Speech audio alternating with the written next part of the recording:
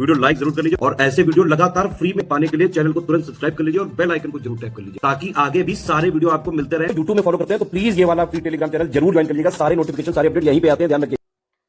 नमस्कार दोस्तों, आप सभी का स्वागत है स्टडी फॉर एग्जाम्स में। दोस्तों, जैसा कि आप लोग जानते हैं कि हम लोग सामान्य अध्ययन की सीरीज शुरू किए हैं और यह उसका 7वां वीडियो है। आज जो हम लोग सामान्य अध्ययन में पूरा कंप्लीट टॉपिक जो है करंट अफेयर को कवर करेंगे।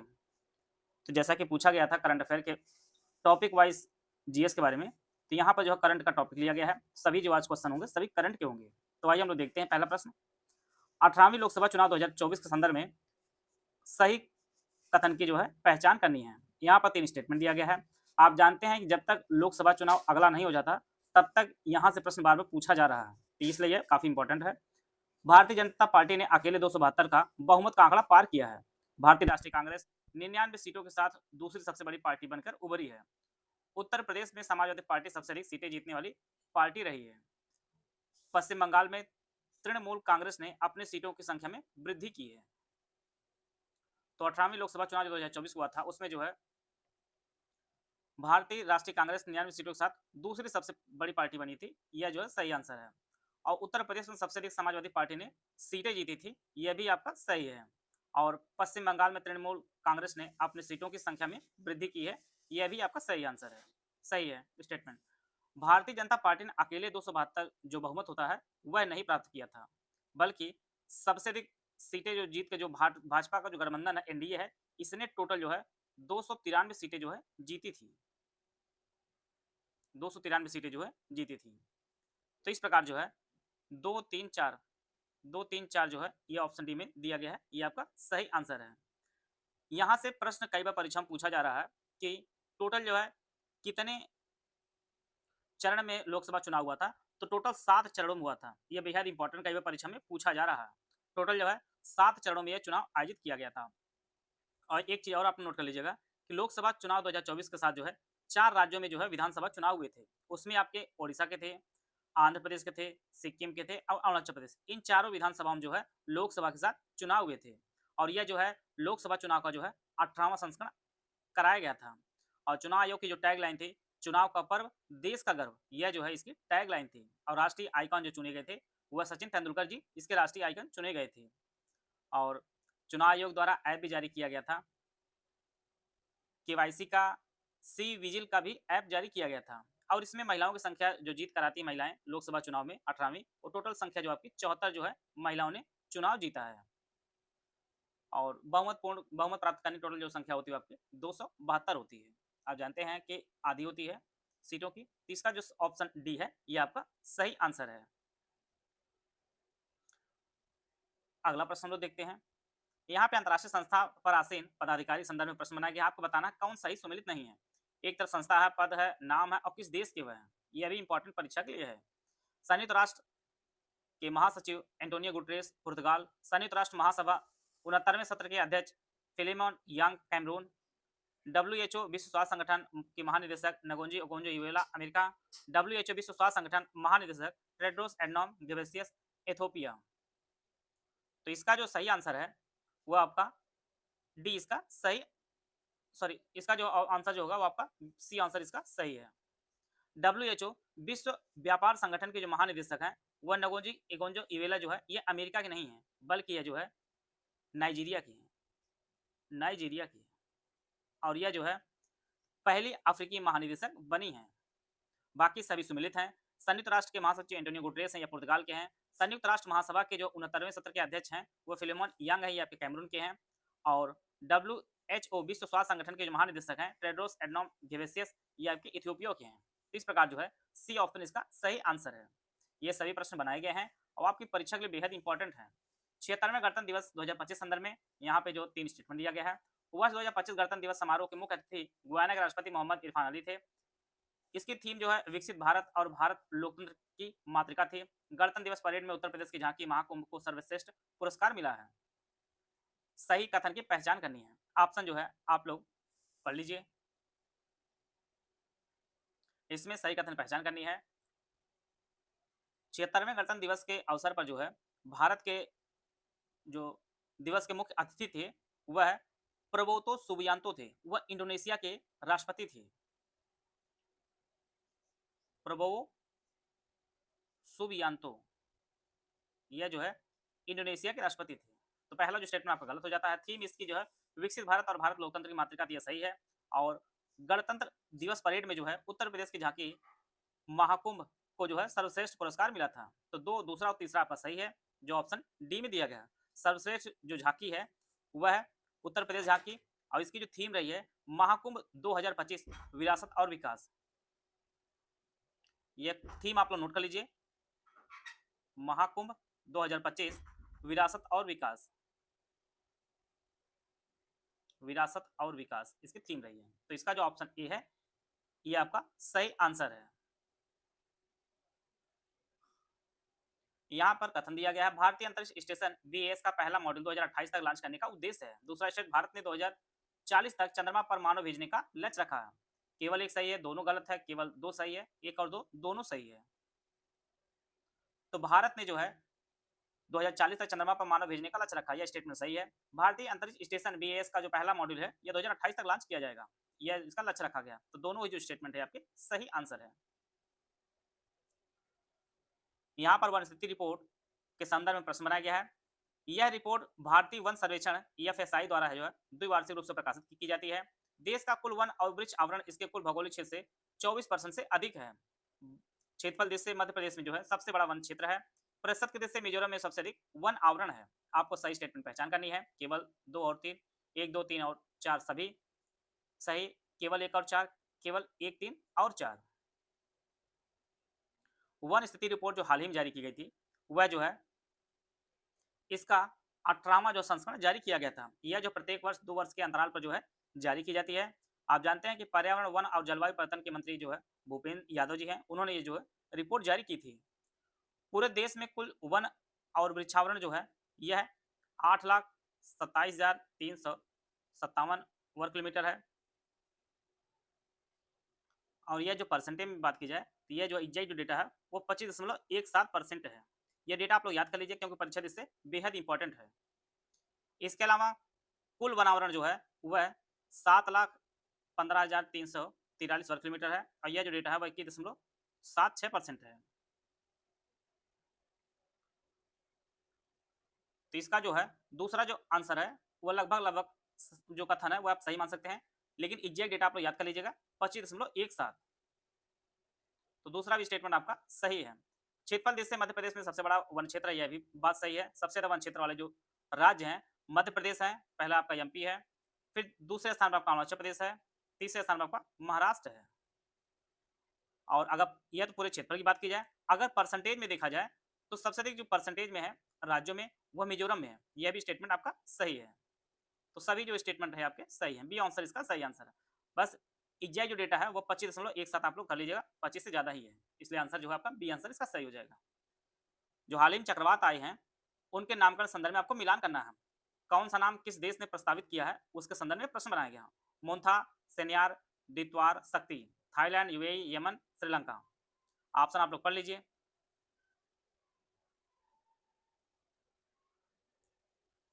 इसका जो मोन्था जो है यह थाईलैंड ने नाम दिया है, सेन्यार जो है यह यूएई ने दिया है, दित्वार जो है यमन ने दिया है, और शक्ति जो नाम है यह श्रीलंका ने दिया है। इस प्रकार जो है पहला जो स्टेटमेंट, पहला जो ऑप्शन है वो आपका सही आंसर हो जाएगा।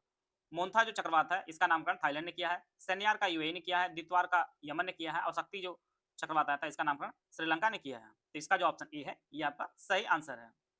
अगला प्रश्न है, यहाँ पे भारत में भौगोलिक जीआई टैग के संदर्भ में जो है 4 स्टेटमेंट दिया गया है। हाल ही में उत्तर प्रदेश के मथुरा के सांझी क्राफ्ट को जीआई टैग प्रदान किया गया है। गोवा के ओजो फेनी पे को जीआई टैग दिया गया है।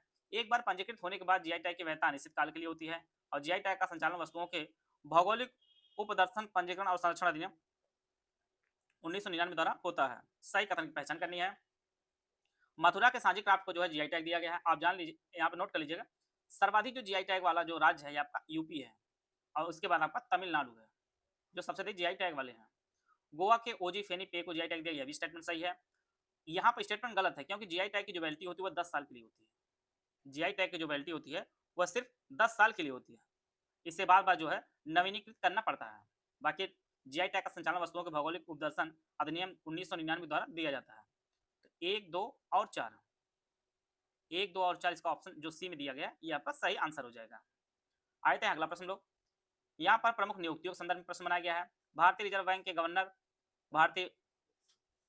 भारत के जो है मुख्य चुनाव आयुक्त, नीति आयोग के मुख्य कार्यपालक अधिकारी सीईओ, इसरो के chairman Sanjay Malhotra, B R Subramaniam, Gyanesh Kumar और डॉक्टर वी नारायणन। आपको जो है सही सुमिलित करना है। आप जानते हैं कि भारत के रिजर्व बैंक के जो गवर्नर हैं, भारतीय रिजर्व बैंक के गवर्नर हैं, वो संजय मल्होत्रा जी हैं। मुख्य चुनाव आयुक्त आप जानते हैं काफी चर्चा में रहे हैं, ज्ञानेश कुमार, काफी धांधली का आरोप भी लगे इनके ऊपर। नीति आयोग के जो मुख्य कार्यपालक अधिकारी सीईओ जो हैं, नीति आयोग के जो सीईओ हैं, वह है BVR सुब्रमण्यम है। तो जो सी का दूसरा हो जाएगा, और इसरो जो चेयरमैन है वो डॉक्टर वी नारायणन है। तो इस प्रकार जो है इसका जो सही आंसर हो जाएगा वो ऑप्शन ए इसका सही आंसर हो जाएगा। भारतीय रिजर्व बैंक के गवर्नर संजय मल्होत्रा, मुख्य चुनाव आयुक्त जो है ये ज्ञानेश कुमार जी हैं, नीति आयोग के जो सीईओ हैं वह BVR सुब्रमण्यम है, और इसरो जो चेयरमैन है वह डॉक्टर वी नारायणन है। ए ऑप्शन इसका सही आंसर है। आते हैं अगला प्रश्न लोग। भारत रत्न 2024 संदर्भ में 4 स्टेटमेंट दिया गया है। वह 2024 में कुल 5 व्यक्तियों को मरणोपरांत भारत रत्न देने की घोषणा हुई है। कर्पूरी ठाकुर बिहार के पूर्व मुख्यमंत्री हैं जिन्होंने सामाजिक न्याय के लिए सम्मानित किया गया है। लाल कृष्ण आडवाणी को भारत के 7वें उप प्रधानमंत्री रहे हैं। MS स्वामीनाथन को भारत में हरित क्रांति के जनक के रूप में जाना जाता है। आपको पहचानना बताना है कौन सा कथन सही नहीं है, उसके संदर्भ में यहाँ पे 4 ऑप्शन दिया गया है। भारत रत्न 2024 जो है कुल 5 लोगों को दिया गया है, लेकिन आडवाणी जी जो है वो जीवित हैं, इसलिए जो है पहला जो स्टेटमेंट होगा गलत हो जाएगा। 5 लोगों को दिया गया लेकिन आडवाणी जी जीवित हैं, बाकी सभी लोगों को मरणोपरांत दिया गया है। और कर्पूरी ठाकुर जो बिहार के पूर्व मुख्यमंत्री रहे जिन्हें सामाजिक न्याय के लिए दिया गया है, भी स्टेटमेंट सही है। और आडवाणी जी भारत के 7वें उप प्रधानमंत्री रहे, भी स्टेटमेंट सही है। और MS स्वामीनाथन को जो है भारत में हरित क्रांति के जनक के रूप में जाना जाता है, यह भी स्टेटमेंट सही है। तो जो गलत है वो सिर्फ पहला जो स्टेटमेंट आपका गलत है, इसका जो ऑप्शन डी है वो आपका सही आंसर। भारत में जो है भारत रत्न पुरस्कार देने की शुरुआत हुई थी वर्ष 1954 में शुरुआत हुई थी, और इसके तहत जो है कोई भी राशि नहीं दी जाती है। और पहले जो भारत रत्न दिया गया था वो CV रमन जी को दिया गया था, CV रमन जी को दिया गया था। और मरणोपरांत पहला जो भारत रत्न दिया गया था वो लाल बहादुर शास्त्री जी को दिया गया था। MS स्वामीनाथन को जो है इससे पूर्व 1989 में जो है पद्म भूषण भी दिया गया था।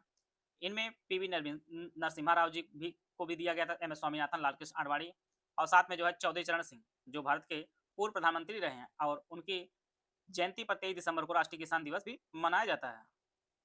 तो इस प्रकार जो है डी ऑप्शन इसका सही आंसर है। IPN पोर्टल के संदर्भ में आपको पहचानना कौन सही सुमिलित नहीं है। इसी नेट ऐप भारतीय चुनाव आयोग, प्रवाह पोर्टल भारतीय रिजर्व बैंक, मित्र पोर्टल सेबी, एकलव्य पोर्टल भारतीय खाद्य निगम। तो इसमें आपको पहचानना है कौन जो है सही सुमिलित नहीं है। तो इसमें जो सही सुमिलित नहीं है ये आपका एकलव्य पोर्टल सही सुमिलित नहीं है। इसे जो है भारतीय खाद्य निगम ने नहीं लॉन्च किया है, बल्कि इसे जो है भारतीय सेना ने लॉन्च किया है, भारतीय सेना ने लॉन्च किया है। बाकी इसी नेट जो है भारतीय चुनाव आयोग ने लॉन्च किया है। प्रवाह पोर्टल विशेष रूप से आप नोट कर लीजिएगा, परीक्षा दिस बेहद इंपॉर्टेंट, इसे भारतीय रिजर्व बैंक ने लॉन्च किया है। मित्र पोर्टल को जो सेबी ने लॉन्च किया है। इस प्रकार जो है इसका जो ऑप्शन डी है ये आपका सही आंसर है। आते हैं अगला प्रश्न लोग। UPPSC pre 2026 complete foundation course हमारा शुरू किया जा रहा है, ये आपको दोनों भाषाओं में उपलब्ध होगा। UPPSC pre 2026 full paid group without classes की फीस 9,000 रुपये है। इसमें UPPCS basic notes, video summary, 3 stage strategy plan, basic test, daily and monthly current affair आपको मिलेगा, कंपाइलेशन लिस्टिंग मिलेगी, टेस्ट सीरीज मिलेगी, प्री रिलेटेड रिकॉर्डेड क्लासेस दी जाएगी, क्लास नोट्स दिए जाएंगे, कंप्लीट डाउट क्लियर दिया जाएगा, सीसाइट के नोट्स वगैरह जितना प्री के लिए जरूरी होगा सब कुछ आपको उपलब्ध कराया जाएगा। इससे बाहर आपको कुछ भी कहीं और से लेने की कोई जरूरत नहीं होगी। दूसरा जो ग्रुप है UPPSC 2026 full study material group without doubt question, इसकी फीस 6500 रुपये। इसमें 9,000 वाले सारे फीचर दिए जाएंगे, लेकिन डाउट क्वेश्चन नहीं दिया जाएगा। ओनली स्टडी मटेरियल ग्रुप, इसकी फीस जो है 4,000 रुपये। No doubt clear, no test series, इसमें 9,000 वाले सारे फीचर दिए जाएंगे, ना आपको डाउट क्वेश्चन दिया जाएगा, ना ही टेस्ट सीरीज दी जाएगी। बाकी मटेरियल जो आपका सेम ही दिया जाएगा। UPPSC 2026 pre test series with current affair जो फीस है इसकी 5,000 फीस है इसकी है। इस ग्रुप में मिनिमम 35 टेस्ट होंगे, जिसमें 20 सेक्शन वाइज होंगे, 15 आपके फुल लेंथ टेस्ट होंगे। कंप्लीट मंथली करंट अफेयर को दिया जाएगा, GS सब्जेक्ट वाइज जो है MCQ बैंक दिए जाएंगे, बजट इकोनॉमिक सर्वे यूपी का, इंडिया का दिया जाएगा, मिसलेनियस जो है टॉपिक वाइज PDF दी जाएगी।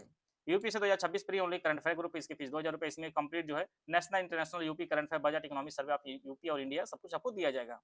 इनमें से कोई भी ग्रुप आप ज्वाइन करना चाहते हैं तो ये हमारे दिए गए नंबर 8564880530, 75238644559690, 66089, ये 3 दिए गए नंबर, इस पे कॉल या व्हाट्सएप करके जानकारी प्राप्त कर सकते हैं।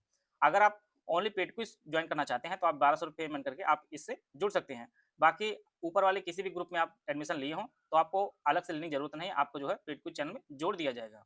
आप इस बैच से जुड़कर जो है आप अपनी तैयारी को बेहतर कर सकते हैं। अगला बार 2025 में कौन से देश शामिल हैं? ऑप्शन आप लोग पढ़ लीजिए। जो अभ्यास मालाबार 2025 आयोजित किया गया था, यह जो है यह क्वाड का जो है एक नौसैनिक अभ्यास था। आप जानते हैं क्वाड में 4 देश जो है सम्मिलित हैं। इसमें भारत है, अमेरिका है, जापान है, ऑस्ट्रेलिया है। इन चारों देशों का जो है समूह है क्वाड, और इन्हीं का जो नौसैनिक अभ्यास हुआ था बहुपक्षीय मालाबार 2025। इसका जो ऑप्शन बी है ये आपका सही आंसर है। विभिन्न सूचकांकों में भारत की स्थिति के संदर्भ में यहाँ पे आपको सम्मिलित करना है। वैश्विक शांति सूचकांक 2025, वैश्विक प्रतिस्पर्धात्मक सूचकांक 2025, world happiness report 2025, world press सूचकांक 2025। 115वां, 118वां, 41वां और 191वां ये आपको जो है सम्मिलित करना है। वैश्विक शांति सूचकांक में भारत का स्थान 115वां है। वैश्विक प्रतिस्पर्धात्मक सूचकांक 2025 में भारत का स्थान 41वां है। वर्ल्ड हैप्पीनेस रिपोर्ट में जो है भारत का जो स्थान है वह 118वां है, और वर्ल्ड प्रेस क्षमता सूचकांक भारत का जो स्थान है वह 191वां है। इस प्रकार जो है पहला जो ऑप्शन है ये आपका सही आंसर है। यहां से प्रश्न बनना ही बनना है, आप लोग इसको विशेष रूप से नोट कर सकते हैं। बिहार विधानसभा चुनाव 2025 संदर्भ में यहाँ पे 4 स्टेटमेंट दिया गया है, और यह चुनाव अभी हाल ही में हुआ इसलिए इंपॉर्टेंट है। बिहार विधानसभा कुल सीटों की संख्या 243 है। राज्य में चुनाव कराने की जिम्मेदारी राज्य चुनाव आयोग की होती है। विधानसभा कार्यकाल उसकी बैठक पहली बैठक के तिथि से जो है 5 वर्ष तक होता है, और किसी भी दल को बहुमत प्राप्त करने के लिए कम से कम 122 सीटों का होना आवश्यक होती है। यह चुनाव की जो घोषणा हुई थी 6 अक्टूबर 2025 को हुई थी, और यह जो है कुल 2 चरणों में आयोजित किया गया था। यहाँ की कुल सीटों की संख्या विधानसभा की वो 243 है, और इसमें जो है एनडीए गठबंधन जो है 202 सीट की जीत का जो है बहुमत हासिल कर लेते हैं, और यहाँ पे जो मुख्यमंत्री बने हैं वह नीतीश कुमार जो है 10वीं बार मुख्यमंत्री बने हैं। यह भी जो है एक रिकॉर्ड रहा है।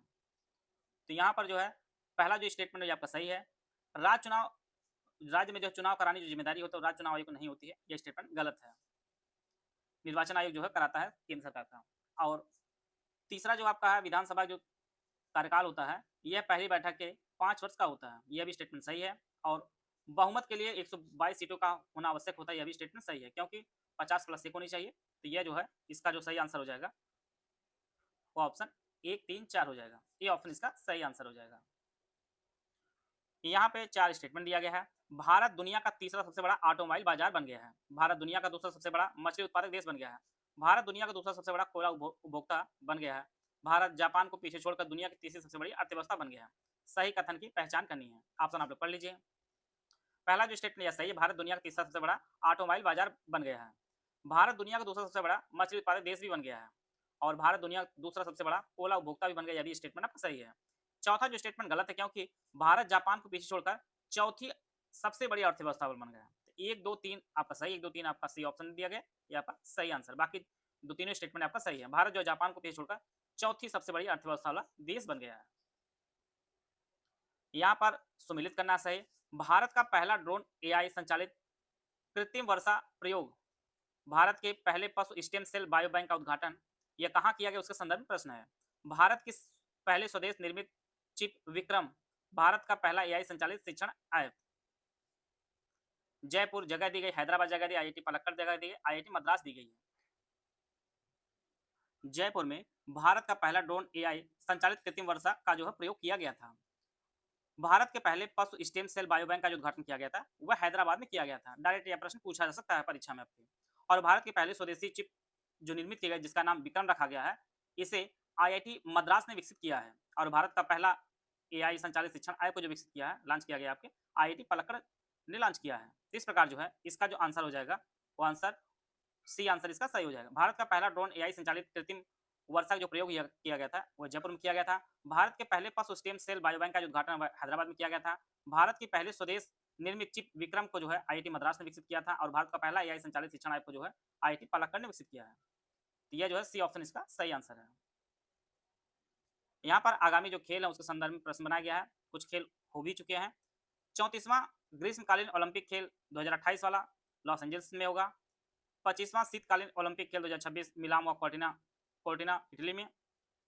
38वां राष्ट्रीय खेल 2025 उत्तराखंड। 23वां राष्ट्रमंडल खेल 2026 ग्लासगो स्कॉटलैंड। आपको पहचाना कौन सा सुमिलित नहीं है। 34वां ग्रीष्मकालीन ओलंपिक जो होगा 2028 वाला ये लॉस एंजल्स अमेरिका में होगा। 25वां शीतकालीन ओलंपिक खेल 2026 मिलान व कोर्टिना शहर जो इटली में यहाँ पर आयोजित किया जाएगा। 38वां राष्ट्रीय खेल 2025 का जो है ये उत्तराखंड में हो चुका है। 23वां राष्ट्रमंडल खेल जो 2026 में आयोजित होने वाला है यह ग्लासगो में ही होगा।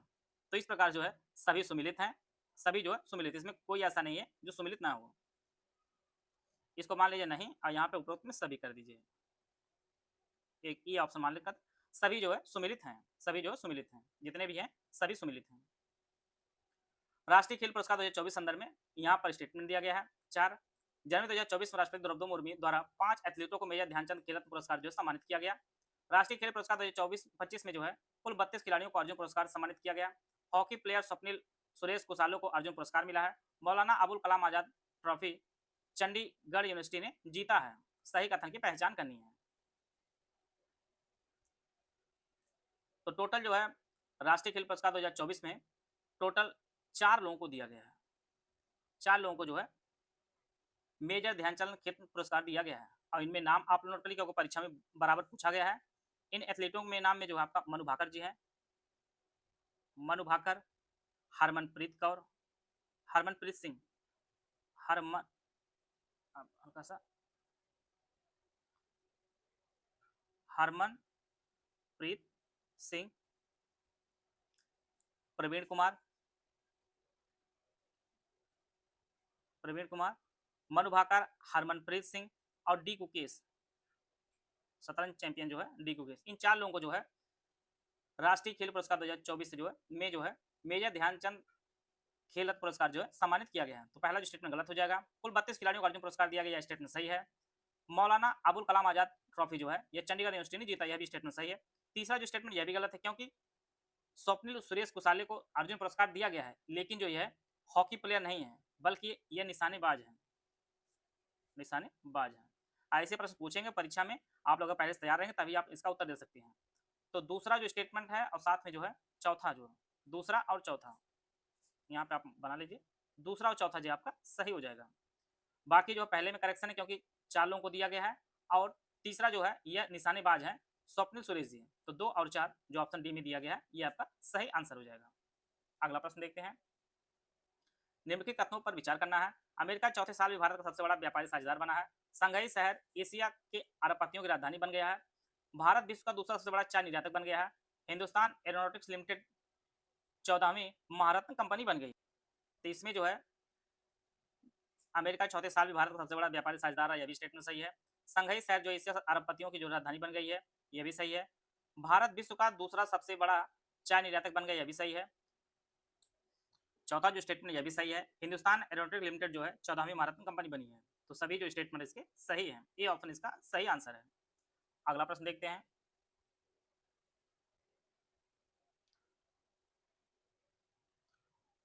यहाँ पे उत्सव संदर्भ में सही सुमिलित नहीं आपको पहचानना है। 27वां सरस आजीविका मेला 2025 दिल्ली, नुआखाई उत्सव 2025 ओडिशा, अम्बुबाची मेला 2025 असम, 26वां दिव्य कला मेला लखनऊ। तो 27वां सरस आजीविका मेला आयोजित किया गया था दिल्ली में। नुआखाई उत्सव जो है ये ओडिशा मनाया जाता है। अम्बुबाची मेला आपके असम में।